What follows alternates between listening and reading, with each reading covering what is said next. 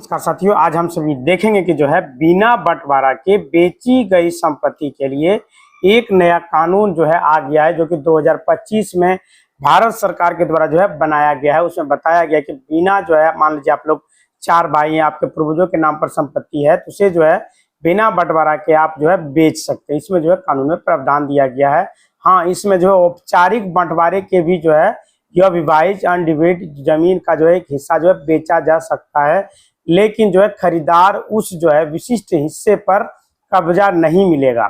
जब तक जो है संपत्ति का कानूनी रूप से बंटवारा ना हो जाए, तब तक जो है उसे कानूनी रूप से दखल कब्जा जो है नहीं मिल पाएगा। विक्रेता केवल अपने यह विभाजित जो है हिस्से को ही बेच सकता है, ना कि पूरी संपत्ति को। ऐसा करने पर जो है अन्य सब मालिकों, जैसे जो ओनर है, जैसे कि आप लोग 4 भाई, आपके पूर्वजों से एक भाई बेच दिया बिना बांटे हुए, तो उस पर वो दखल कब्जा नहीं कर पाएगा। आप जो है उसमें रोक सकते हैं। तो इसके लिए जो है उन्हें इंतजार करना पड़ेगा कि जब तक जो है आप सभी आपस में जो है बंटवारा ना कर लेते हैं। तो जमीन बंटवारे के जो है जमीन बेचने से उसके परिणाम, उसके हिस्से की बिक्री जो है एक सह मालिक जो है यह विभाजित संपत्ति में अपने हिस्से को जो है कानूनी रूप से जो है बेच सकता है, बशर्ते जो है वह उस हिस्से का जो है मालिक होना चाहिए, यानी कि उस हिस्से को आपने बंटवारा करके अपने अंदर ले लिया है। अगर यदि रजिस्ट्री बंटवारा हो गया है तो कोई दिक्कत नहीं है। इस तरह मौखिक बंटवारा हुआ, फिर भी आप जो उस जमीन को बेच सकते हैं। कब्जे का अधिकार खरीदार को बेचे गए हिस्से पर तभी जो है मिलेगा कब्जा, जब उस संपत्ति का औपचारिक बंटवारा जो है आप सभी घर में कर लेते हैं। तो अन्य सब मालिकों के अधिकार, जैसे यदि कोई जो है विक्रेता अपनी जो है पूरी जमीन जो है बेच देता है, तो यह बिक्री केवल विक्रेता के हिस्से तक ही नहीं मान्य होगी। अन्य सह मालिक, जैसे कि उसके भाई वगैरह जो होता है, वे सभी जो है उसमें रहेंगे। यानी कि कोर्ट में यदि बंटवारा का मुकदमा, पार्टीशन सूट अगर यदि दायर कर सकते हैं, खरीदार के जो है अधिकार में खरीदार को जो है संपत्ति में एक निश्चित स्थान नहीं मिलेगा, बल्कि उसे केवल संपत्ति का जो है एक यह विभाजित हिस्सा ही मिलेगा। यानी कि आप जहां तहां बेच दीजिएगा तो वो संपत्ति जो है उसका नहीं होगा, वो संपत्ति पूरी तरह से नहीं बिकेगा। लेकिन बंटवारा होने के बाद आपका जहां पर हिस्सा होगा, वो हिस्सा जिसको आप बेचें उनका हो जाएगा ऑटोमेटिक।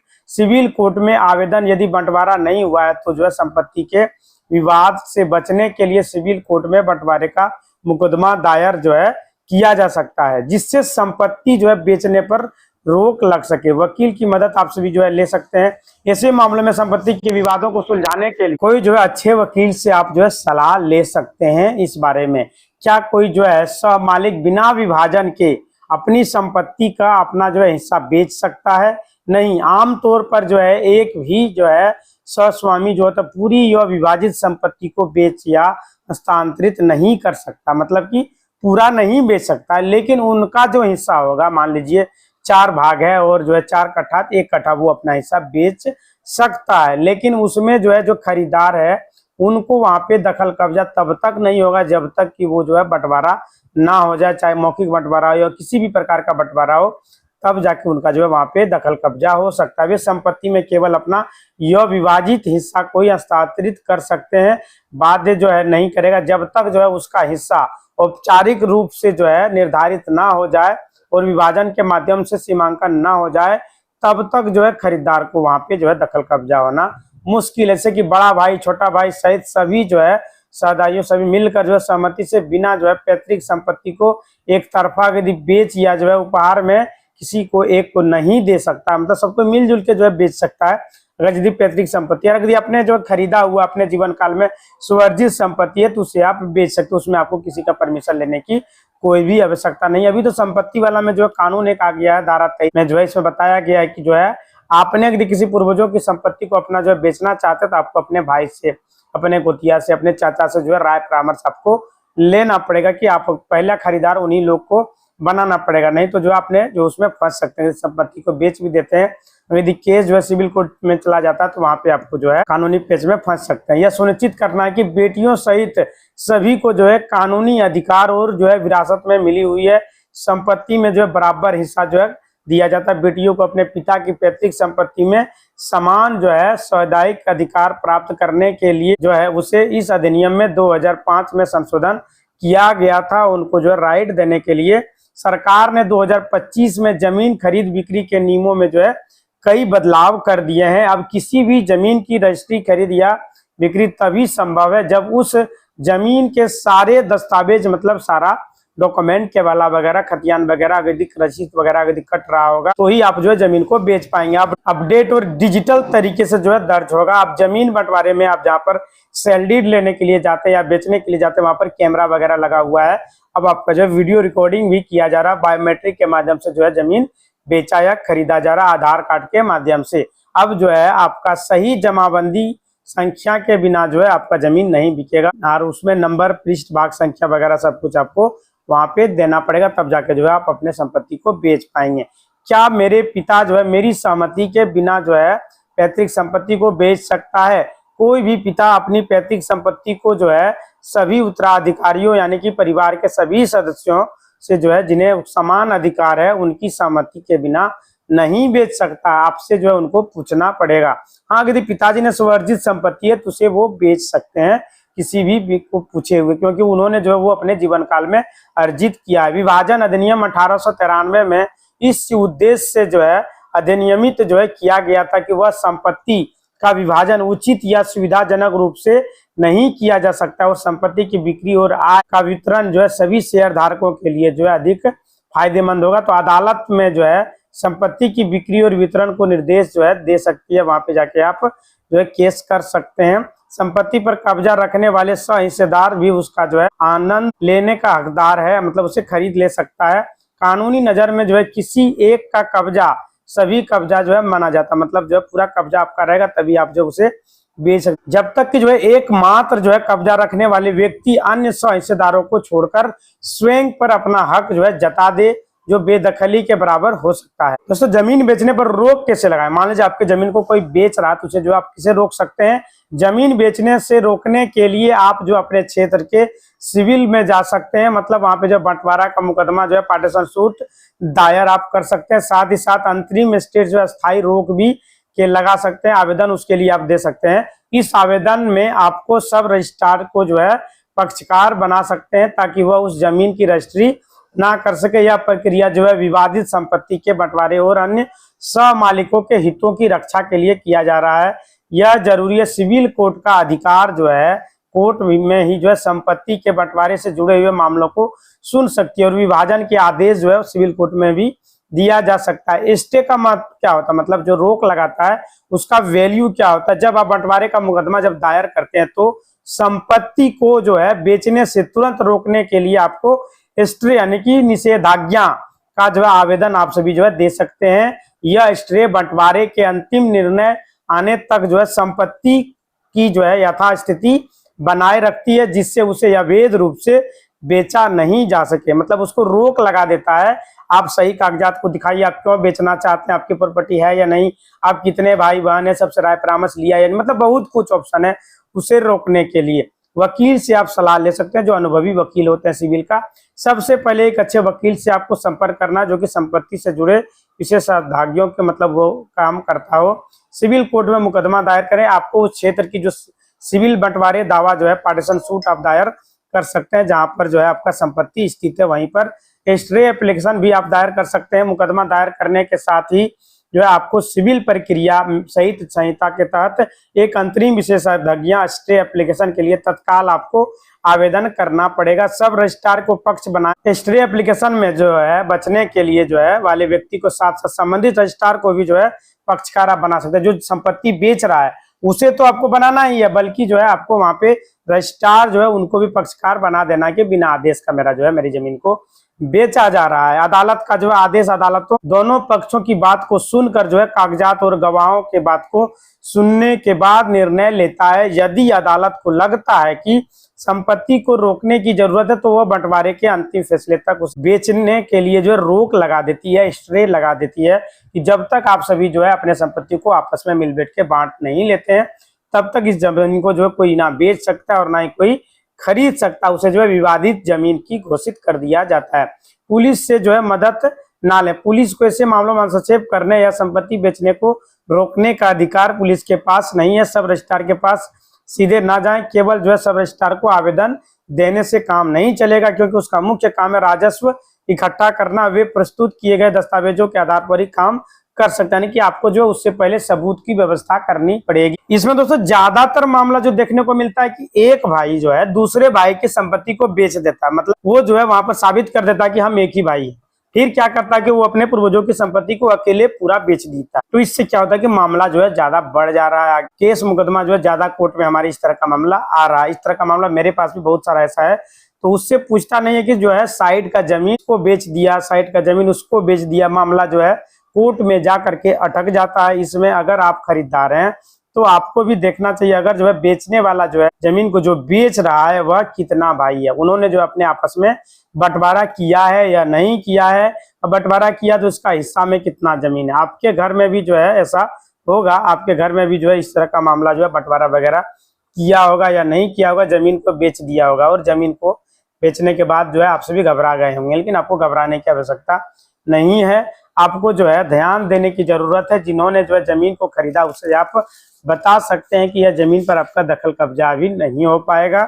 इस जमीन को हम दोनों सभी भाई ने मिलकर बंटवारा नहीं किया है, बहुत जल्द हम सभी बंटवारा कर लेंगे, फिर आपको जो है कब्जा दे दिया जाएगा। अभी शिविर जो लगाया जा रहा है महाअभियान में, उसमें आपको प्रपत्र 2 और प्रपत्र 3-1 फॉर्म वहां से आपको मिल जाएगा। शुद्धि पत्र भी आपको वहीं से दे दिया जाएगा। वहां से जो है जमीन सर्वे रिलेटेड जो है पूरी जानकारी दोस्तों मेरा चैनल पर दिया हुआ, आपसे भी जो है जाकर के देख सकते हैं। कई लोग जो है पूछता है कि जो है सर ये जमीन जो है हमारा हो जाएगा। मामले में जो है सुप्रीम कोर्ट ने जो फैसला दिया है, कोर्ट ने केस जो लड़ रहा है उससे रिलेटेड यहाँ पर पूरी जानकारी जो है आप सभी को मैं दूंगा। दोस्तों जमीन को जो है अगर किसी ने बेच दिया है, आपका भाई ने वगैरह ने, तो जो है आपको वहां पे क्या करना पड़ेगा कि जो है केस करना पड़ेगा, सिविल कोर्ट में जो है दायर करना पड़ेगा मुकदमा। आपको जमीन पे जाके लड़ाई झगड़ा भी नहीं करना है, मतलब केस करने के बाद फैसला जो है कोर्ट से होता है, सारा कुछ जांच पड़ताल किया जाएगा, देखा जाएगा कि जो है वहां पे कितना किसका जमीन है, कितना कहाँ पर किसका हिस्सा होगा, तब जाकर। ज्यादातर मामले में तो ऐसा देखने को मिलता है कि जमीन संबंधी कोई भी मामला होता है उस पर जल्दी से सुनवाई नहीं होता, बहुत जो है समय ले लिया जाता है। अगर यदि कोई पक्ष जो है जमीन को बेचने से इनकार करता है तो अदालती आदेश के जरिए जो है बिक्री को बाध्य जो है किया जा सकता है।